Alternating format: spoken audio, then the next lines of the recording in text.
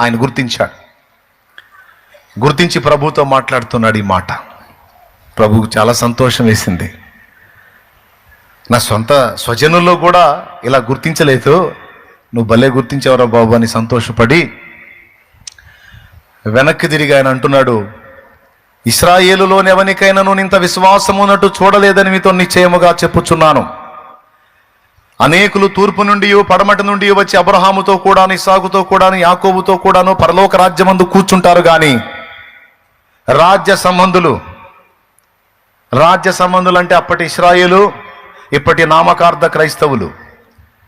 నేను బర్త్ క్రిస్టియన్ని, నేను ఇప్పుడు కాదు, నాది చాలా సీనియారిటీ, నాది చాలా సర్వీసు, నేను అంతా, నేను ఇంత అని తను గురించి తాను చెప్పుకునేటువంటి వాళ్ళు, మారు మనసు పొందనోళ్ళు, రక్షణ పొందనోళ్ళు.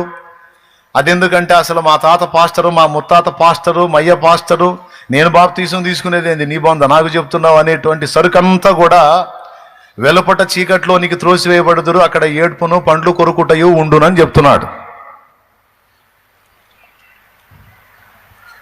దేవునికి స్తోత్రం కలుగునుగాక.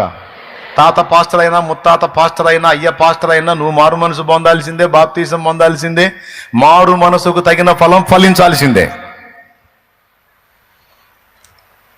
ముత్తాత పాస్టర్ అని నిన్ను వదలడు, ఎవరు లెక్క వాళ్ళదే. దేవునికి స్తోత్రం కలుగునుగాక.